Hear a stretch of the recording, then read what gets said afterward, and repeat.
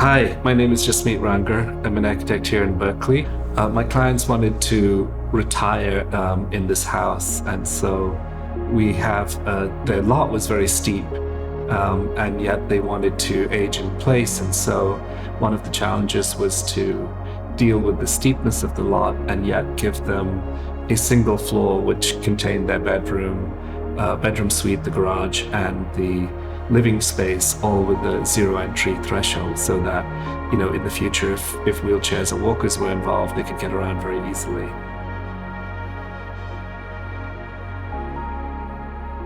So I think one of the impressive things about Oliver Builders is the level of craftsmanship, and that starts right up at the owner, right down to whoever's on the field, doing the finished carpentry or detailing or installing of appliances or windows or whatever it is. And they care very much for how things go together. And what matters to us as designers, and what matters to Severin Oliver very much, is that those transition moments that lead from one surface to another, which is what we try to focus our energies on. So to have a contractor say exactly the same thing to us is really reassuring. So one of the difficulties with this project is that it happened right during COVID. We had gotten started, the foundations were done, and COVID hit.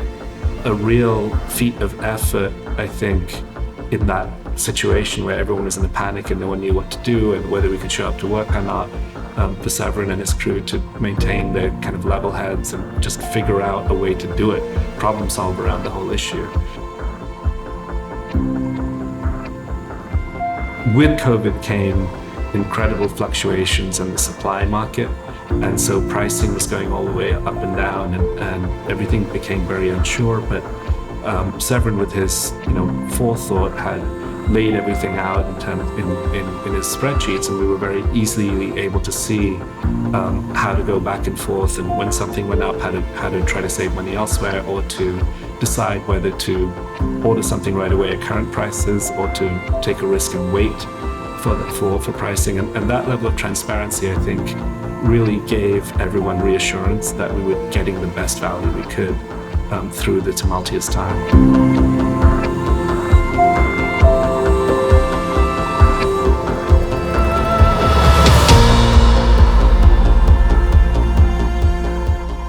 Most amazing thing to me was that Severin and his crew cared about the house as if it was their own house. And in fact, behind one of these pieces of drywall, the site manager actually signed his name when the house was about to be closed up. So if we took down the drywall, we would see Luis's signature right across, as if he'd autographed it or had made a painting and signed it. I think that level of pride and care really sets them apart.